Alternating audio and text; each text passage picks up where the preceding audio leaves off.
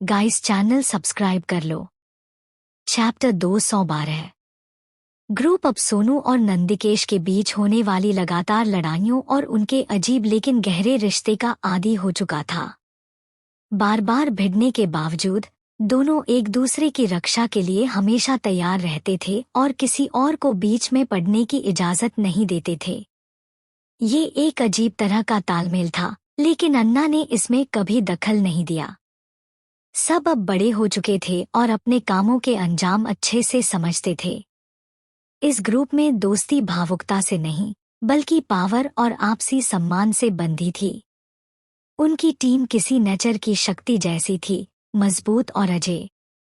हर सदस्य एक शिकारी की तरह था, जिसकी इंस्टिंक्ट बहुत तेज थी, अपनी और अपने साथियों की रक्षा करने के लिए हर वक्त तैयार।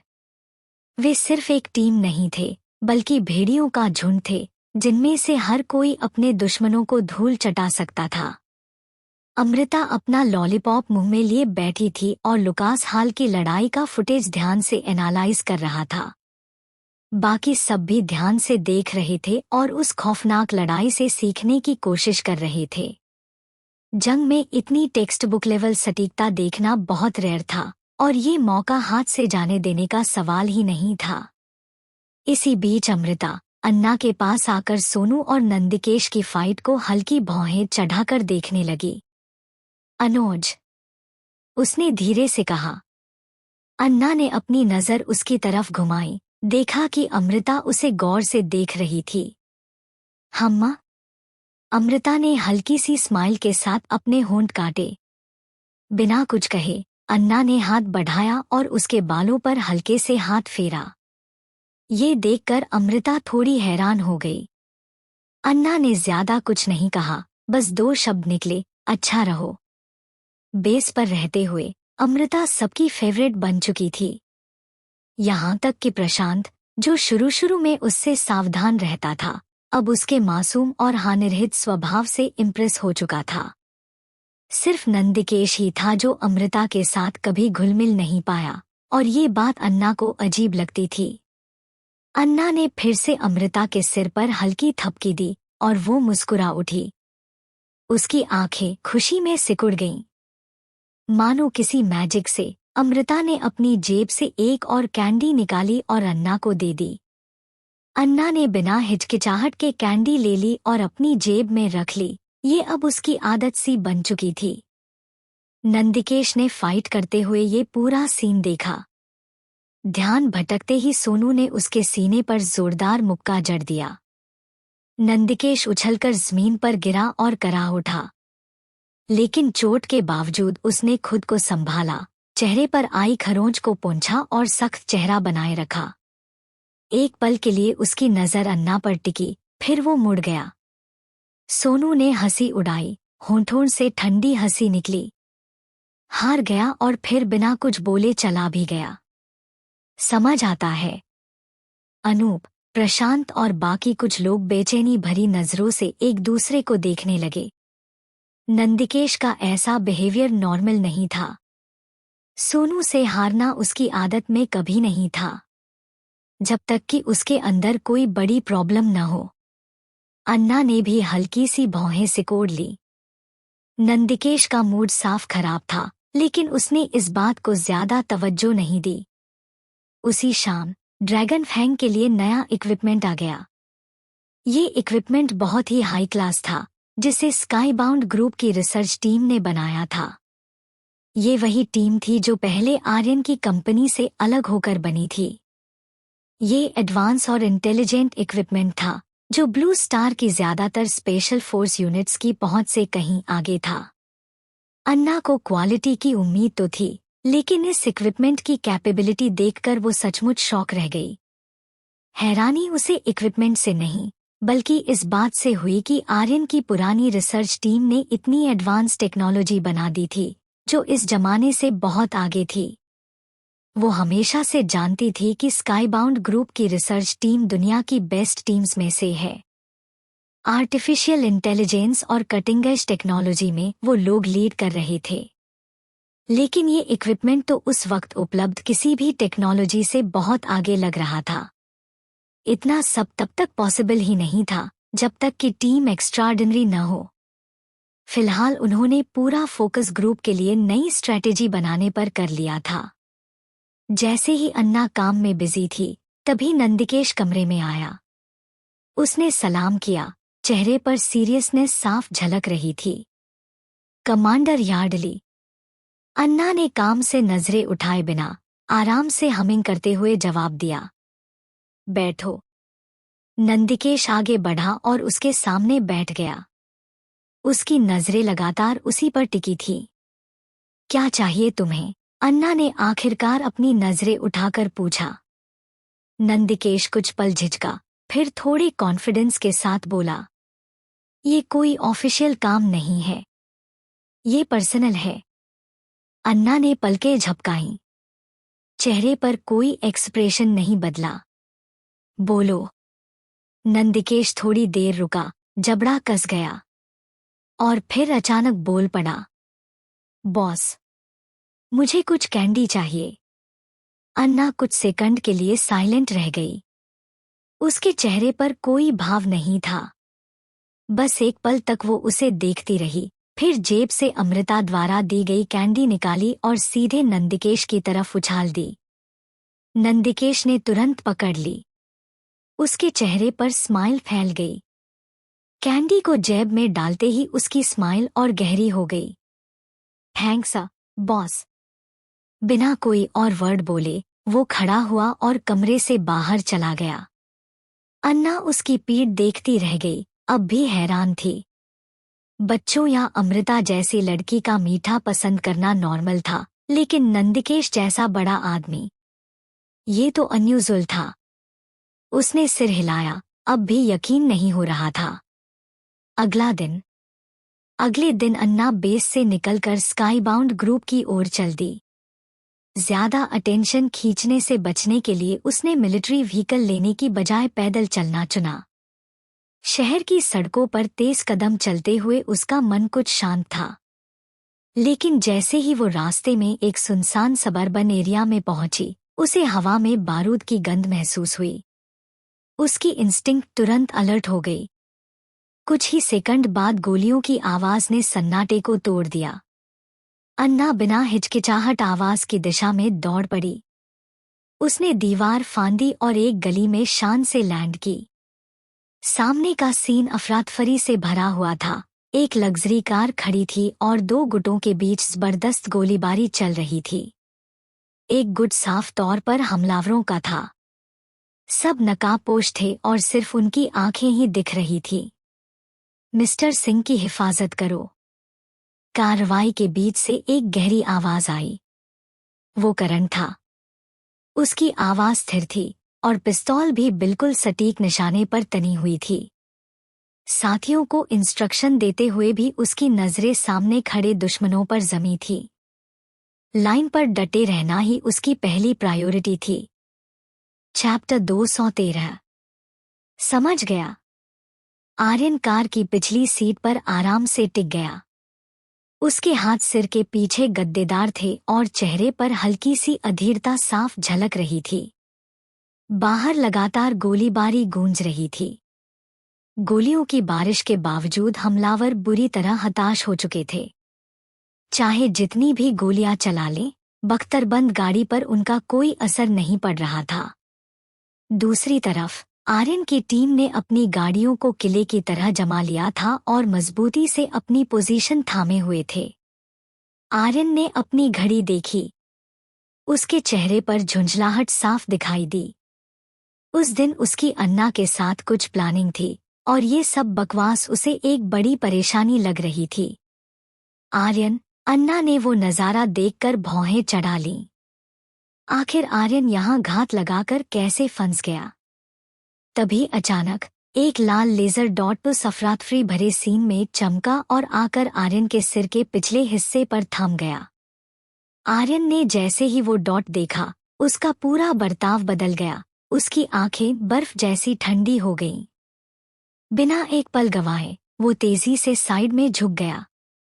तभी एक गोली शीशा चीरते हुए अंदर आई, कांच चकनाचूर हो गया और सीट जोरदार धमाके से फट पड़ी। आर्यन की नजर पास की एक वीरान इमारत की खिड़की पर गई।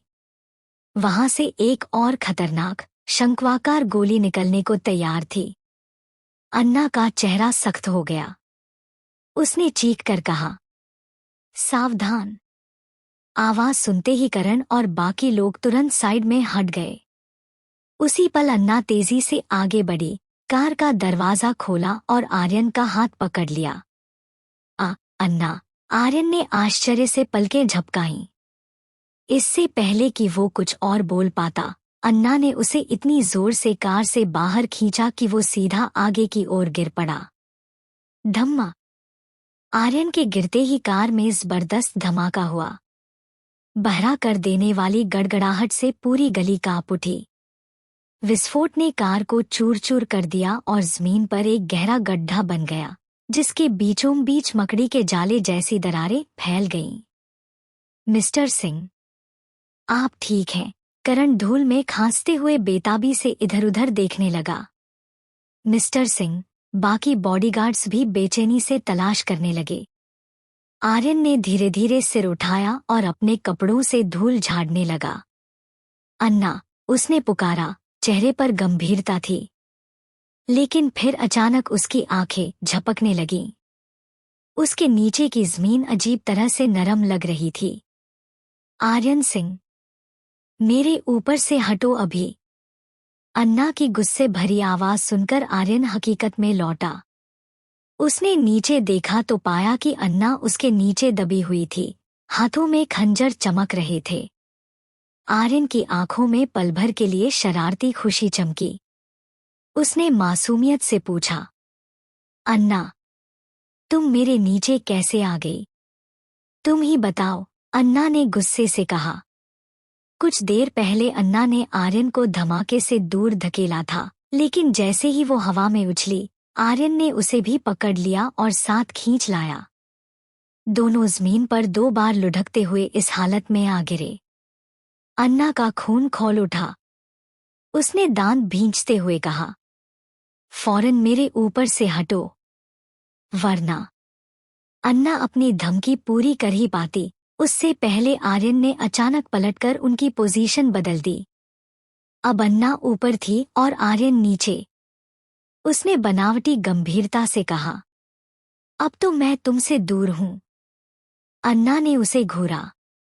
एक पल को हक्का-बक्का रह गई, फिर झटके से उसके चेहरे पर मुक्का मारा और खुद को ऊपर धकेल लिया। ये देखकर कि अन्ना और आर्यन दोनों सेफ हैं, करण और बाकी लोगों ने चैन की सांस ली और पूरी ताकत से हमलावरों को दबाने में लग गए। अन्ना का हाथ फड़का और पलक झपकते ही उसके हाथ में चांदी की पिस्तौल आ गई। करण, इनकी गोलीबारी रोको, वो गर्जी। करण ने बिना देर किए सिर हिलाया। जी, मिसेस सिंह। ये शब्द उसकी जुबान पर ऐसे आए मानो बरसों से यही बोलता आया हो। करण की टीम ने हमलावरों का ध्यान दूसरी ओर खींचा, तब अन्ना ने अपनी पोजीशन बदल ली।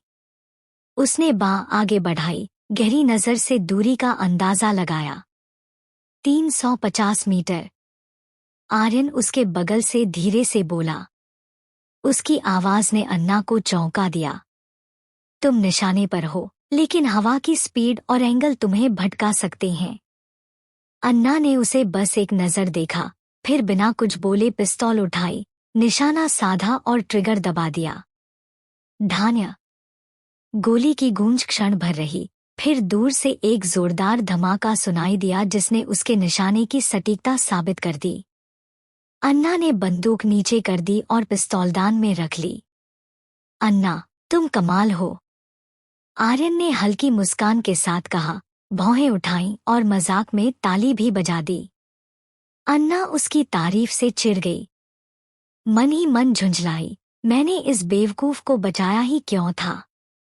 वो फिर से करण और बाकी टीम के साथ लड़ाई में कूद पड़ी। उसका हर निशाना सीधा दुश्मन पर लगा। हमलावर घबराने लगे और उन्होंने गोलीबारी उसकी तरफ मोड़ दी। इसी बीच परछाइयों में छिपी 2 तीखी आंखें चमक उठीं। धीरे धीरे एक स्नाइपर राइफल की नली हिली, निशाना अब आर्यन से हटकर अन्ना पर आ रहा था। आर्यन की नजरें सिकुड़ गईं। उसने वो बदलाव देख लिया और पूरी ताकत से चिल्लाया, अन्ना। अन्ना ने सहज ही मुड़कर देखा। स्नाइपर पल भर को झिझका, फिर दोबारा निशाना आर्यन पर साध लिया। धान्य। अगले ही पल आर्यन जमीन पर गिर पड़ा।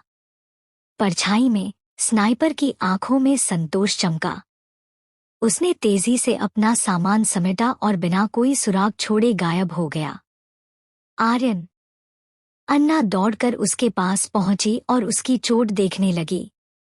लेकिन इससे पहले कि उसका हाथ घाव तक पहुंचता, आर्यन झटके से उठ बैठा। उसने अपनी कमीज फाड़ी और नीचे से बुलेटप्रूफ जैकेट दिखा दी। गोली ने जोरदार चोट पहुंचाई थी, जगह पर गहरी लाल सूजन और हल्का खून था।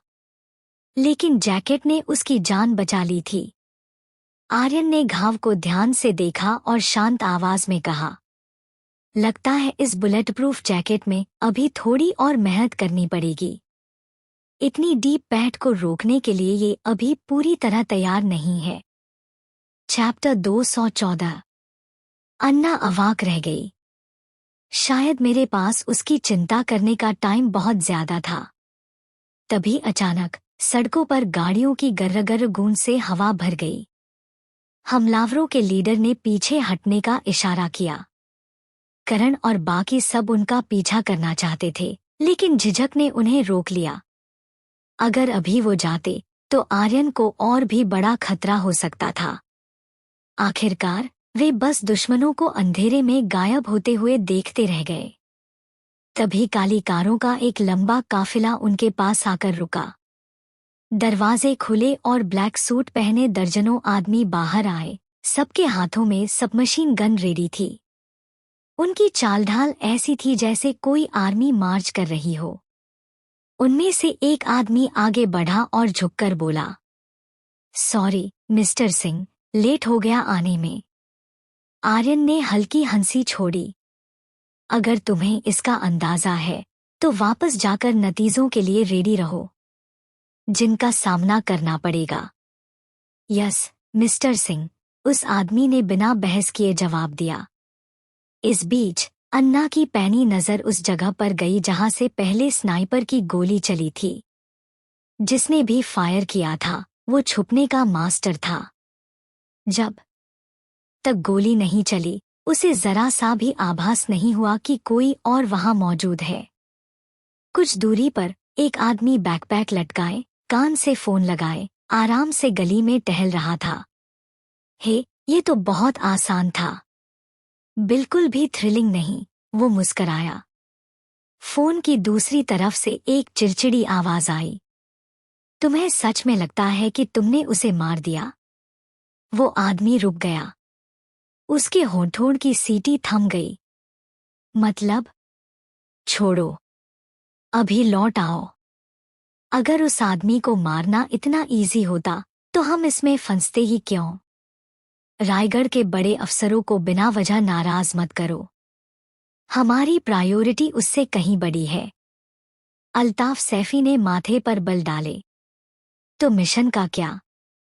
तुम सचमुच ये सोच रहे हो कि हम ये काम खुद हैंडल करेंगे? बॉस तो बस बोर हो गया था और बिना सोचे समझे हाँ बोल दी थी। याद रखो, हम यहाँ फालतू का रिस्क लेने नहीं आए हैं। अल्ताफ ने लापरवाही से कंधे उचकाए। ठीक है, ठीक है। जाने से पहले उसने उस जगह पर आखिरी नजर डाली। क्या बॉस इतना बोर हो चुका है कि अब सिर्फ टाइम पास के लिए लोगों की जान ले रहा है? खैर, लगता है मैं भी बोर हो गया था। वो फिर से सीटी बजाता हुआ अंधेरे की परछाइयों में गायब हो गया। अन्ना कार की पिछली सीट पर बैठी थी। उसकी नजर कुछ देर के लिए बगल में बैठे आर्यन पर पड़ी। उसके जख्मों से अब भी खून बह रहा था। उसकी शर्ट पर लाल निशान रिस रहे थे। अन्ना की भौहें सिकुड़ गईं। ये लोग कौन थे? आर्यन ने गहरी सांस ली। स्काईबाउंड ग्रुप का बिजनेस कई देशों में फैला हुआ है। नेचुरली, इस वजह से बहुत ताकतवर लोग हमसे नाराज हैं। मैंने बहुत दुश्मन बना लिए हैं। साल में करीब 17-18 बार ऐसे अटैक हो जाते हैं।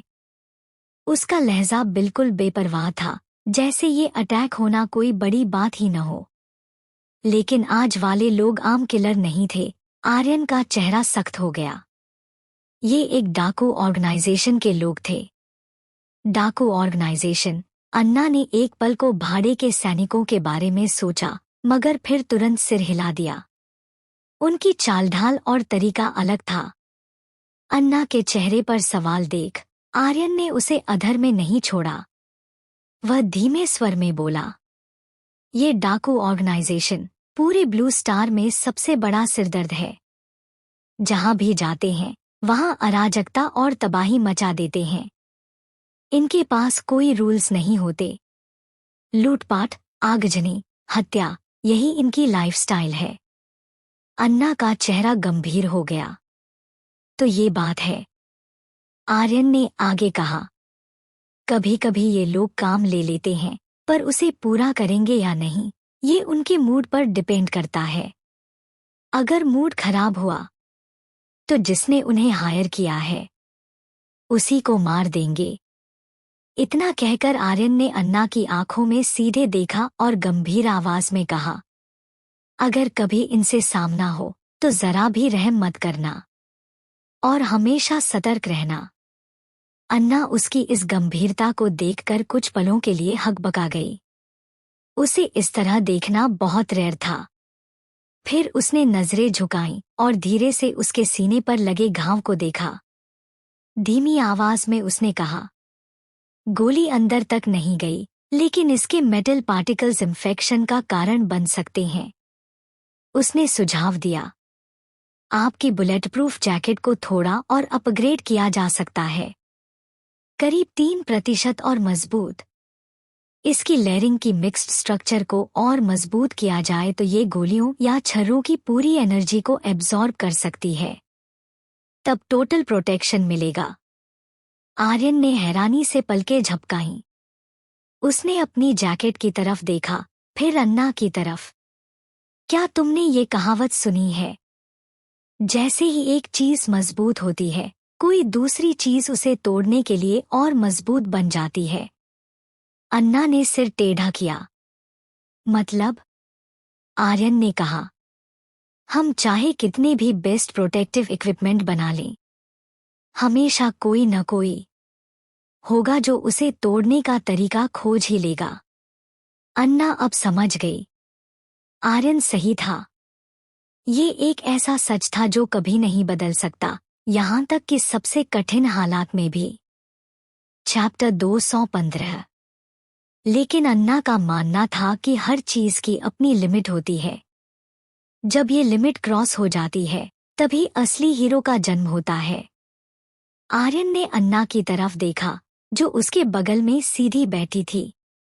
उसकी भौहें हल्की सी सिकुड़ी, फिर उसने आंखें बंद कर ली, दर्द से कराहते हुए, और सोने का नाटक किया। थोड़ी देर में उसका सिर अन्ना के कंधे पर आ टिक गया। गाड़ी चलाते हुए करण ने रियरव्यू मिरर में ये देख लिया और लगभग कार पर से कंट्रोल खो बैठा। कार हल्की सी झटके से आगे बढ़ी, जिससे आर्यन का सिर अन्ना के कंधे से टकरा गया। अन्ना सीधी बैठ गई, उसकी भौहें और गहरी हो गईं। बिना हिचकिचाए उसने आर्यन को एक तरफ धकेल दिया। थोड़ी देर में आर्यन फिर से पीछे की तरफ झुक गया। अन्ना ने उसे फिर से दूर किया और ठंडी आवाज में बोली, क्या तुम जानना चाहते हो कि क्या ज्यादा हार्ड है, तुम्हारा सिर या ये कार का डोर? उसकी साफ धमकी पर आर्यन ने आंखें खोलकर करण से ठंडे स्वर में कहा, करण, क्या ऐसे गाड़ी चलाते हो? अगर ऐसे ही चलाते रहे तो वापस जाकर तुम्हें रिजाइन देना पड़ेगा। करण के पास सारा दोष अपने ऊपर लेने के अलावा कोई रास्ता नहीं था। Sorry, mister Singh. कुछ ही देर में कार स्काईबाउंड टॉवर पहुंची। आर्यन ने तुरंत अपने जख्म का इलाज करवाया, जबकि अन्ना को वेट करने के लिए रिसर्च सेंटर भेज दिया गया। अन्ना वहां काफी देर तक बैठी रही। आखिरकार आर्यन वापस आया।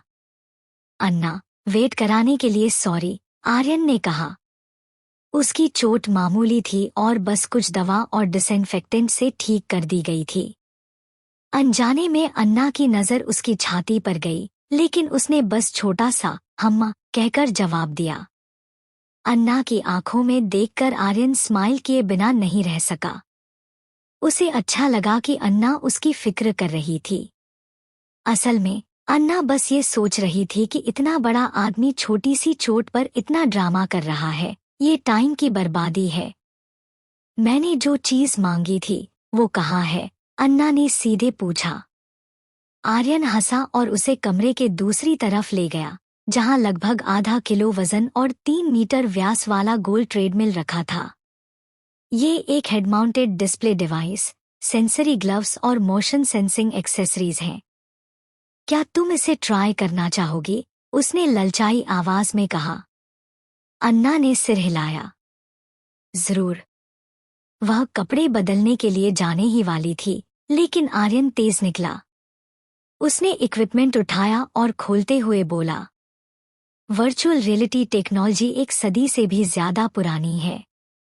इसे शुरू में सिर्फ गेमिंग के लिए डिजाइन किया गया था, लेकिन आज ये इतनी एडवांस हो चुकी है कि अलग अलग फील्ड्स में इस्तेमाल होने लगी है।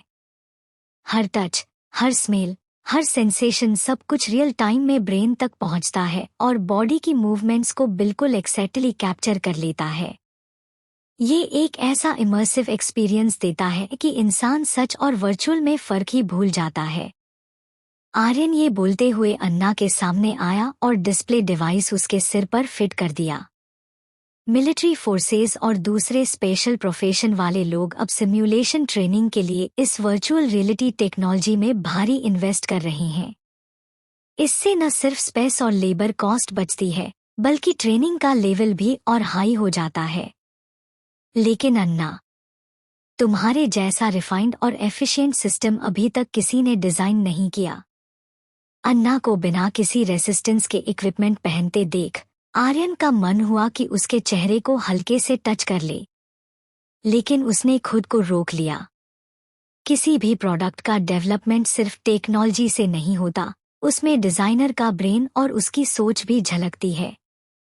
टेक्नोलॉजी तो रिसर्च और हार्डवर्क से ग्रो हो जाती है, लेकिन एक क्रिएटिव माइंड, वो यूनिक होता है। आर्यन ने उसकी तारीफ की।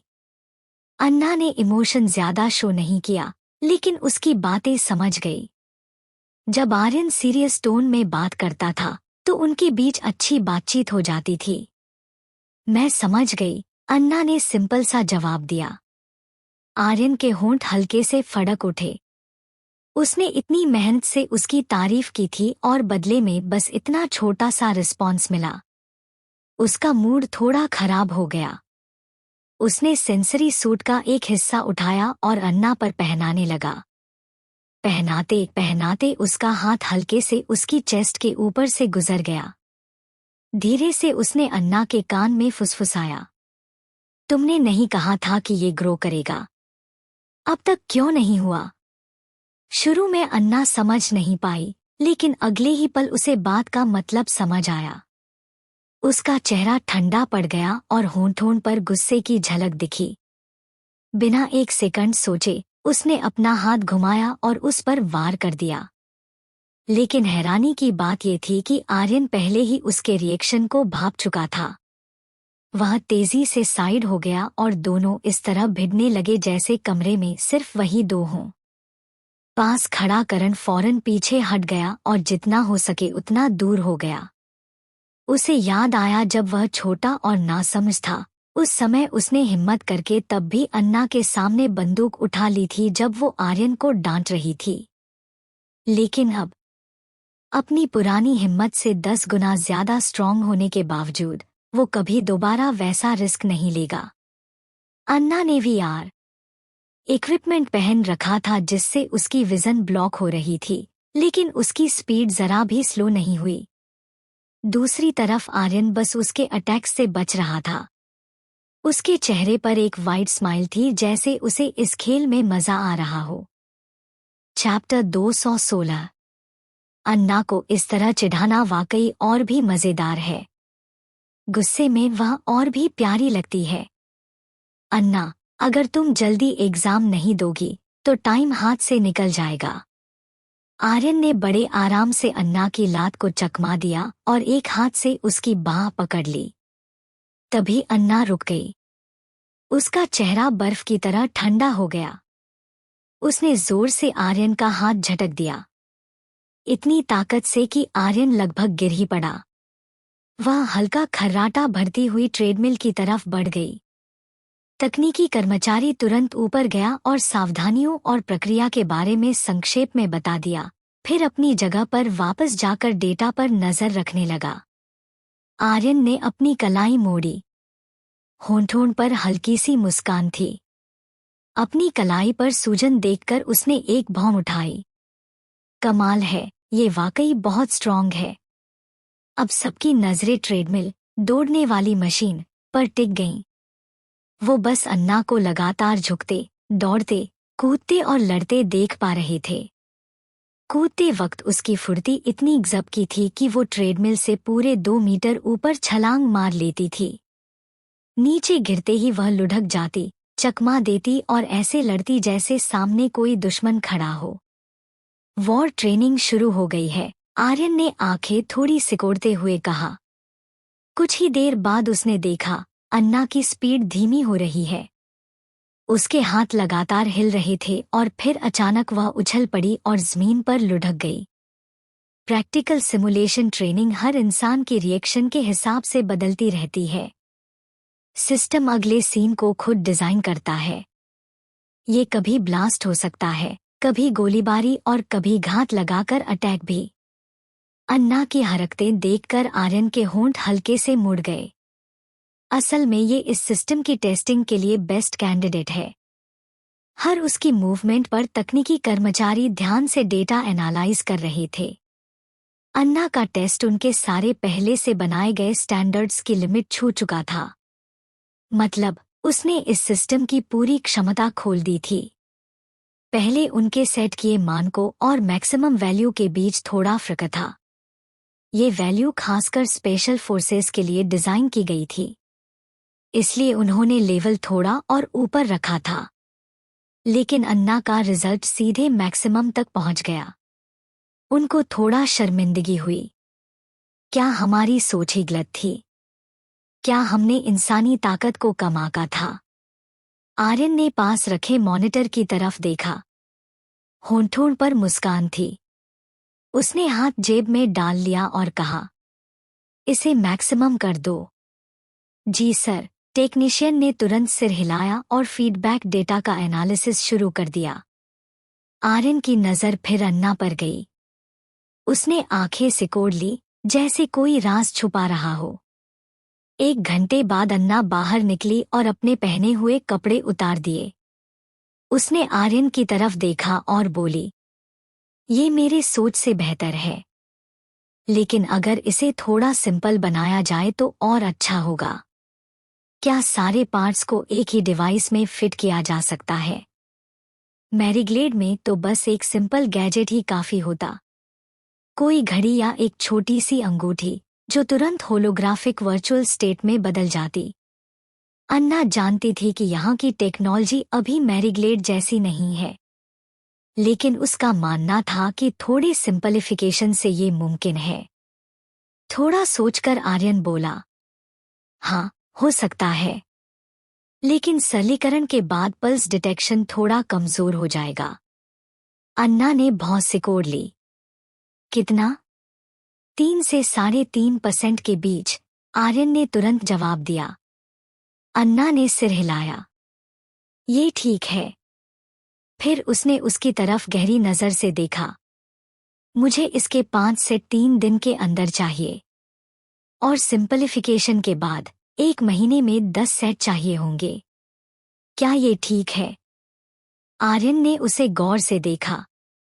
उसके आखिरी 3 शब्द क्या ये ठीक है सीधे उसके दिल को छू गए।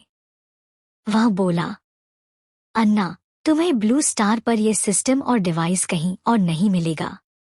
अगर मैं इसे बेचूं तो मार्केट में इसकी कीमत का अंदाजा है तुम्हें? अन्ना ने भौहें चढ़ाई। क्या पैसे चाहिए तुम्हें? उसने जेब से एक कार्ड निकाला और आर्यन को थमा दिया। लो, जितना चाहिए उतना स्वाइप कर लो। आर्यन ने जैसे ही कार्ड देखा, वह दंग रह गया। अरे, ये तो वही कार्ड है जो मैंने खुद उसे दिया था। वह मेरे ही कार्ड से मेरी चीज खरीद रही है। तो असल में नुकसान तो मुझे ही हो रहा है। उसका नाराज चेहरा देखकर अन्ना ने कार्ड वापस ले लिया और गंभीर स्वर में बोली, भले ही हम शादीशुदा हैं, लेकिन ये मसला पूरे रायगढ़ ड्रैगन फेंग से जुड़ा है। पैसों की बात अलग है। मैं नहीं चाहती कि हमारे लंबे सहयोग में तुम्हें कोई नुकसान हो। मैं जनरल मिश्रा से इस बारे में बात करूंगी। अन्ना की आवाज बेहद सच्ची और गंभीर थी। चैप्टर 217। उसके सुंदर चेहरे पर बस शांति थी, किसी और भाव का नामोनिशान नहीं था। आर्यन का चेहरा और भी कड़वा हो गया। आज मुझे ट्रेनिंग करनी है, इसलिए मुझे अभी जाना होगा। अन्ना अब और नहीं रुकी। वह मुड़ी और चली गई। जाते समय अन्ना को एहसास हुआ कि आर्यन ने उसके धैर्य को वाकई और निखार दिया है। उसके प्रति पहले वाला गुस्सा और नाराजगी रहस्यमय तरीके से गायब हो गया था। उसने तो ये भी सोचा कि काश उसे वापस जाकर आर्यन की एक और पिटाई कर लेनी चाहिए थी। उसके होंठ हल्के सिकुड़ गए। चांदी की पिस्तौल उसकी उंगलियों पर किसी जादू की तरह घूमकर उसकी कलाई में ब्रेसलेट में बदल गई। रिसर्च और डेवलपमेंट रूम में अचानक ठंडापन छा गया। सभी तकनीकी कर्मचारी चुपचाप अपना सिर नीचे किए बैठे रहे। किसी ने एक शब्द तक बोलने की हिम्मत नहीं की। सब बस अपने काम में डूबे रहे, क्योंकि आर्यन के गुस्से से वे सब डरते थे। आर्यन के चेहरे पर उदासी थी और अंदर ही अंदर किसी को पीटने की तीव्र इच्छा हो रही थी। करण जी, मिस्टर सिंह, इधर आओ, मैं तुम्हें पीटता हूँ। करण मन ही मन यही सोच रहा था कि काश वह कल्याणी से कहकर तुरंत अपना ट्रांसफर करवा पाए। आधे घंटे बाद आर्यन अपनी कुर्सी पर ढीला होकर बैठा था, पैर मेज पर रखे हुए, चेहरे पर बेफिक्री का भाव लिए। जनरल मिश्रा, आपको स्काईबाउंड ग्रुप के रिसर्च और डेवलपमेंट डिपार्टमेंट की अहमियत समझनी चाहिए। और ड्रैगन फेंग के पास पैसों की कमी तो नहीं होनी चाहिए, है ना? उसने अनिकेत से कहा। उसके लहजे में मजाक और गंभीरता दोनों थे। फोन के दूसरी तरफ अनिकेत अपनी अक्ल के आखिरी छोर पर था। उसे लग रहा था कि किसी बड़े कारोबारी से डील करना उसके लिए मुसीबत बन गया है। उसे याद आया कि आर्यन पहले बहुत मिलनसार था, लेकिन अब उसकी हर बात उसे कोने में धकेल रही थी। यहाँ तक कि अनिकेत सोचने लगा, शायद उस दिन किसी ने आर्यन को परेशान कर दिया था और अब वह बेवजह उसका गुस्सा झेल रहा है। अनिकेत ने गला साफ किया। मिस्टर आर्यन, क्या हम प्राइस पर और बात कर सकते हैं? नहीं, आर्यन ने ठोस लहजे में कहा। अनिकेत चुप रह गया, फिर मायूस होकर बोला, ठीक है, मैं बाद में किसी से पैसे ट्रांसफर करवा दूंगा। फोन रखने के बाद आर्यन को अच्छा लगा।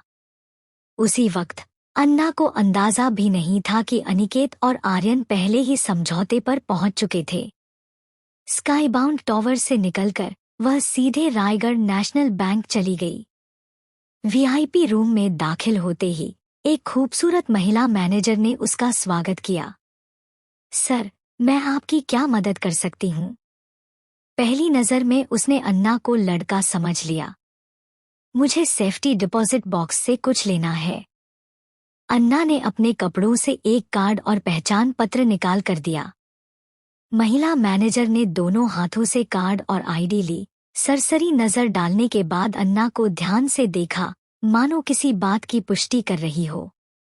मिस यार्डली, जरा 1 मिनट रुकिए, कहकर वह सेफ्टी डिपॉजिट बॉक्स लेने चली गई। 2 मिनट से भी कम समय में वह बॉक्स लेकर वापस आई। मिस यार्डली, यही वह चीज है जो आपने मांगी थी। अन्ना ने ब्रजेश के प्रति मन ही मन थोड़ी इज्जत महसूस की। वह सोच रही थी कि क्या बैंक के इस तरह के सेफ्टी डिपॉजिट बॉक्स असल में युद्ध के समय एक चतुर रणनीति माने जा सकते हैं, ब्रिजेश द्वारा दिए गए कोड का इस्तेमाल करके अन्ना ने बॉक्स का ताला खोला। अंदर से एक नाजुक लकड़ी का छोटा सा बक्सा निकाला और तुरंत बैंक से बाहर निकल गई। ब्रिजेश के जाने से एक दिन पहले उसने अन्ना से निजी तौर पर कहा था, अनुज, अब जब तुम सेना में भर्ती हो चुके हो तो ये राज तुम्हें बताना जरूरी है। रायगढ़ नेशनल बैंक के एक सेफ्टी डिपॉजिट बॉक्स में एक बहुत अहम चीज रखी है।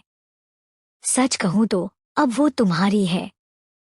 पिछली बार मैंने तुम्हें जो चाबी दी थी वही उस बॉक्स की चाबी है। इसे हमेशा संभाल कर रखना और याद रखना, किसी को मत बताना। ब्रिजेश ने कभी नहीं बताया कि अंदर क्या है, लेकिन उसके हाव भाव से साफ था कि अगर बताता भी तो अन्ना समझ नहीं पाती। अन्ना ने भी ज्यादा सवाल नहीं किए। उसका अंतर्ज्ञान कह रहा था कि शायद ब्रिजेश खुद भी नहीं जानता था कि वह चाबी असल में क्या खोल सकती है। उसने इतनी जल्दी ये चीज क्यों निकाली, उसकी वजह ब्रिजेश की बात नहीं बल्कि वसुंधरा की कही हुई बात थी। जिस इंसान ने उसकी हत्या के सबूत छुपाए थे उसका असली निशाना यही चाबी थी, या कहीं कि चाबी क्या खोल सकती है। ये साफ था कि पर्दे के पीछे वाला व्यक्ति वसुंधरा को बस मोहरा बना रहा था ताकि उसे ये चाबी मिल जाए। लेकिन चाबी तो ब्रिजेश के पास थी।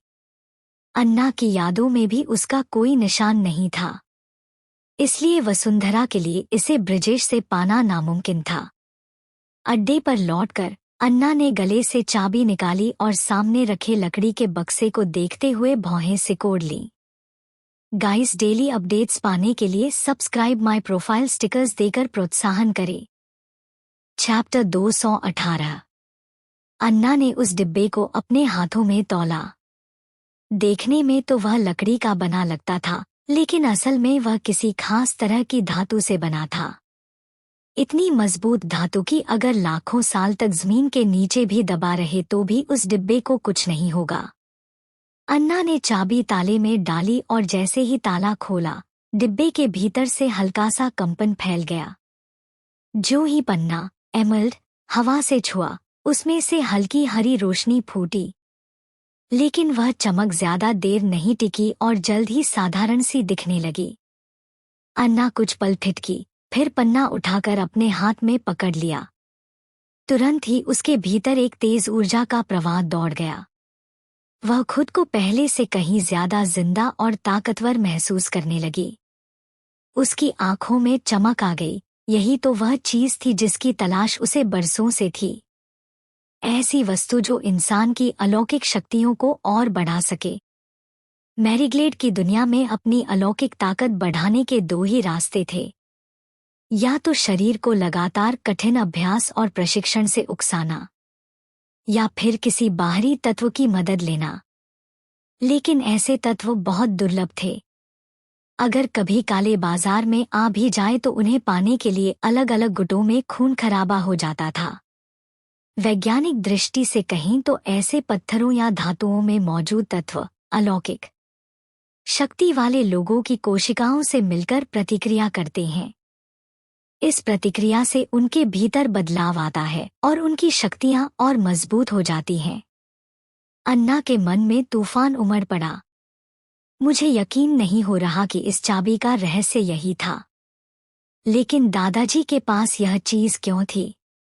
क्या उन्हें भी पता था कि इस दुनिया में अलौकिक शक्ति वाले लोग मौजूद हैं?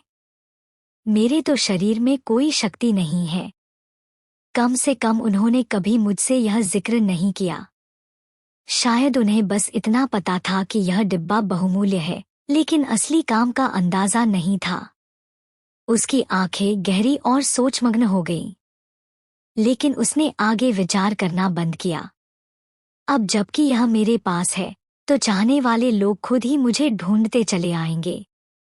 मुझे घबराने की जरूरत नहीं।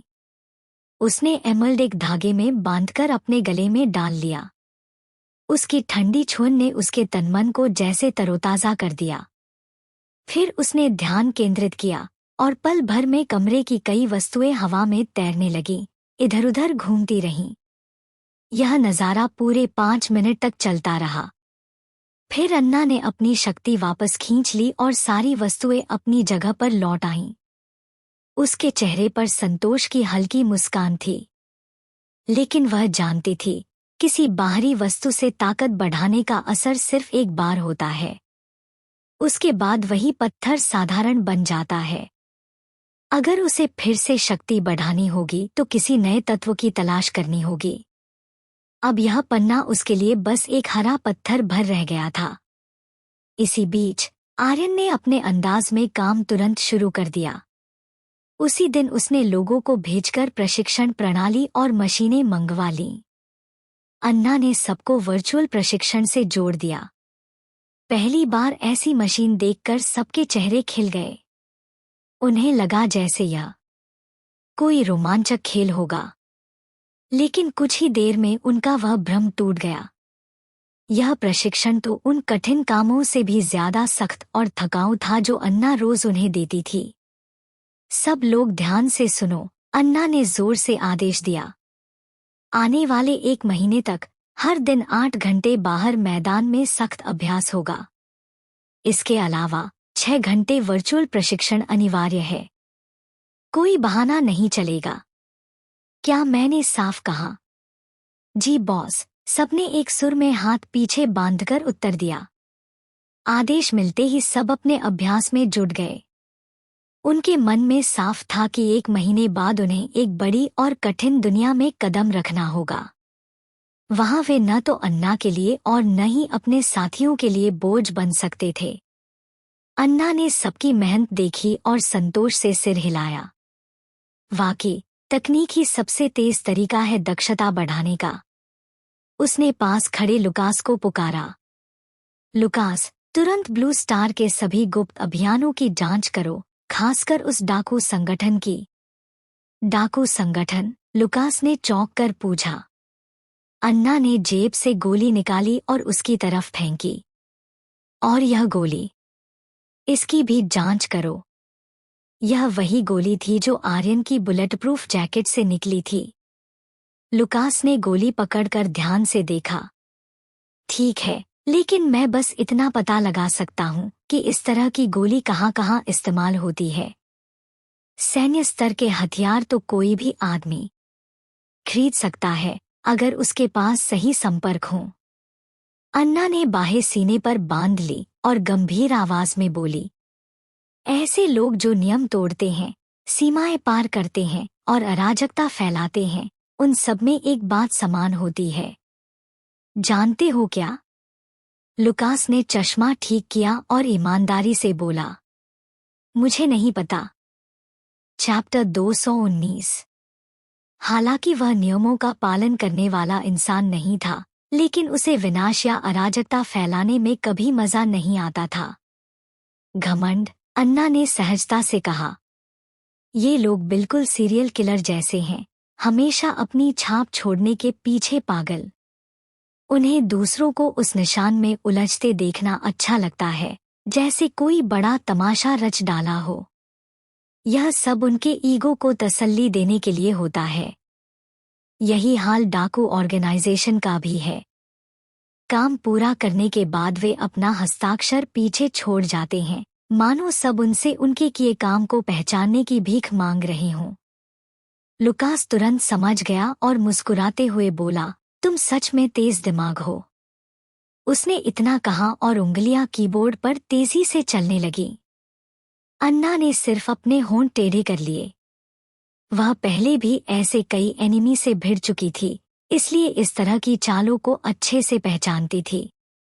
उस दिन जब डाकू संगठन ने आर्यन पर हमला किया था, तभी से वह उनकी पृष्ठभूमि और शुरुआत जानने को उत्सुक थी। अगर उसने सही समय पर आर्यन को कार से बाहर न निकाला होता, तो वह उस मिसाइल से बुरी तरह घायल हो सकता था। उसे यकीन नहीं हो रहा था कि किसी ने उसके इलाके में इतनी बेरहमी दिखाई। बॉस, रिजल्ट आ गए हैं, लुकास ने हर इंटरनेशनल डेटाबेस में खोज करने के बाद कहा। कई हाई प्रोफाइल केस ऐसे मिले हैं जिनमें बिल्कुल यही गोली इस्तेमाल हुई है। आप सही थे।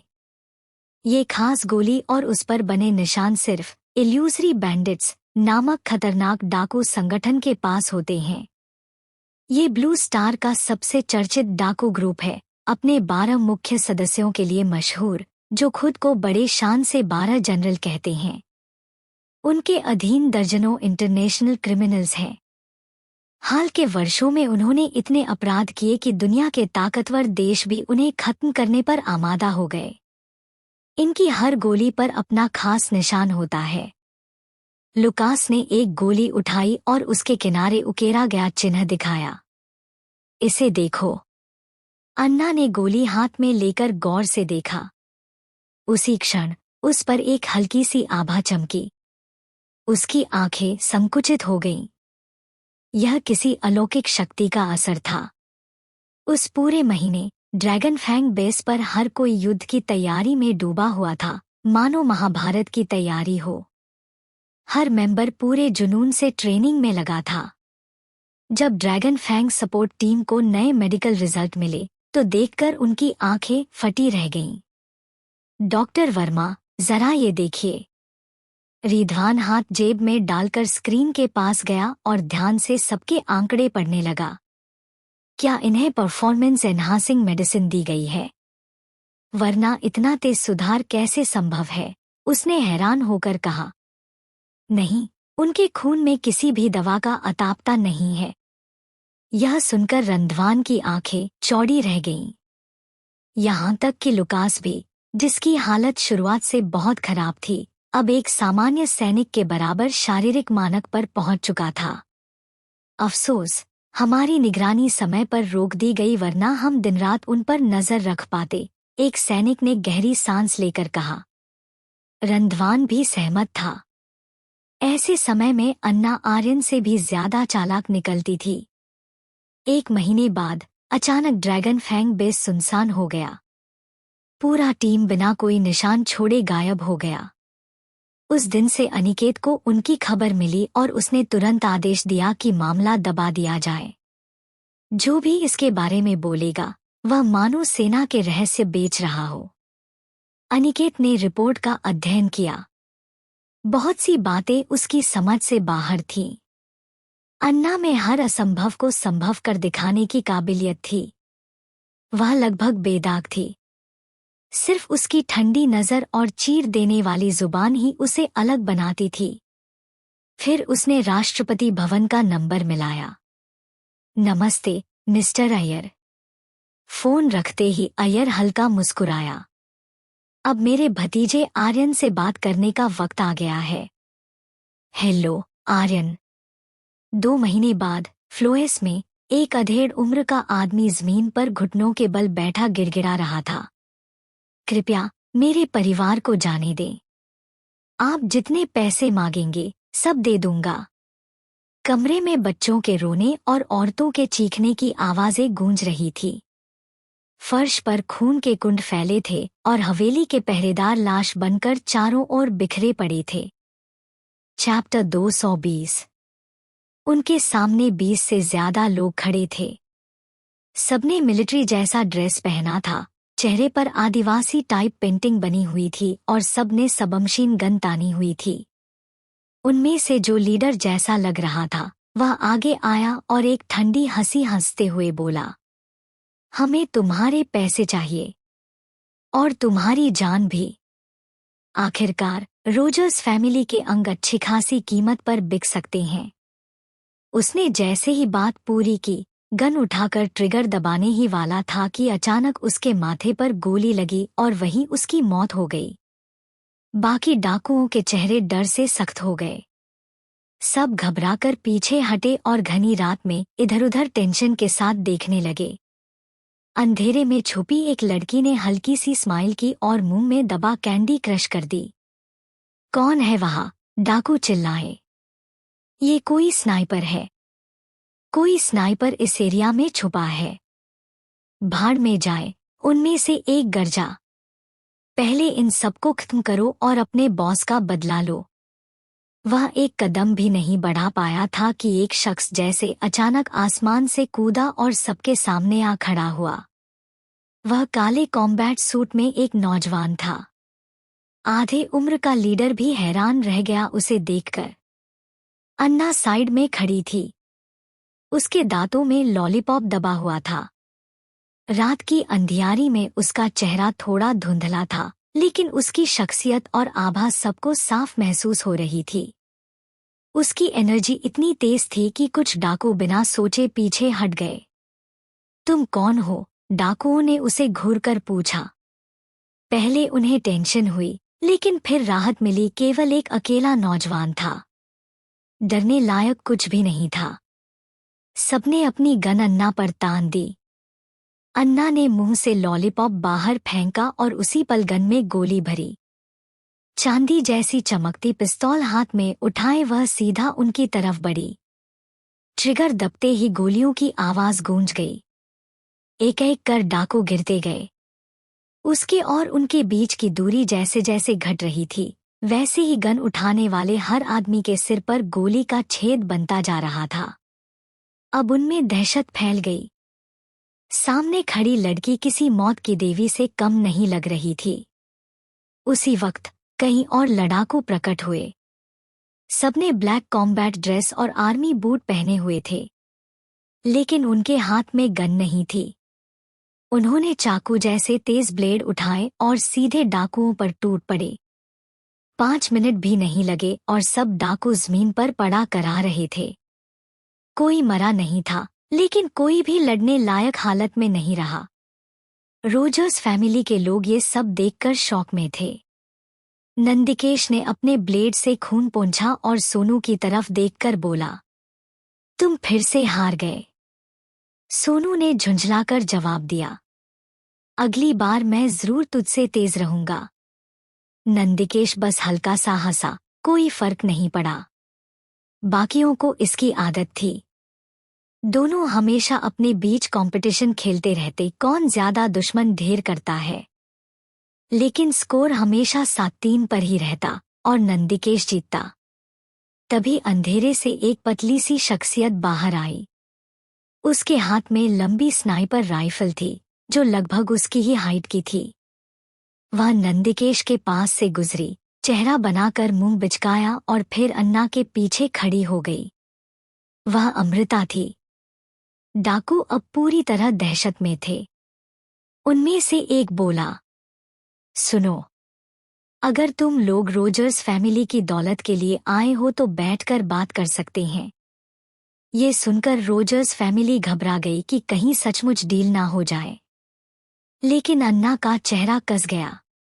उसने ठंडी आवाज में कहा, मुझे डाकुओं से कोई डील नहीं करनी, खास तौर से उन आदमियों से जो दुनिया भर में खून खराबा करके लोगों के अंग बेचते हैं। उसने गन बोलने वाले डाकू के माथे पर तान दी। इनको फांसी दो। और फिर एक गोली चली। उसका सिर उड़ चुका था। उसके बाद बस चाकुओं की आवाज गूंजी। 3 सेकंड भी नहीं लगे और सारे डाकू खून से लथपथ हो चुके थे। यह एक तरफा नरसंहार था। उनका रिएक्शन इतना तेज था कि डाकू बस दर्द से तड़पते हुए जमीन पर गिर गए। अन्ना उनके बीच गई, एक डाकू की गन उठाई और रवि की तरफ फेंक दी। रवि ने उत्साह से हाथ मलते हुए गन पकड़ी और बोला, अभी इसे मॉडिफाई करना पड़ेगा। अन्ना ने गहरी आवाज में आदेश दिया, आज की ट्रेनिंग यहीं खत्म। और लाशों पर से गुजरते हुए आगे बढ़ गई। बाकी सबने एक साथ चिल्लाकर कहा, जी बॉस। उनके चेहरों पर आखिरकार सुकून की हल्की मुस्कान आई और वे भी अन्ना के पीछे पीछे चल पड़े।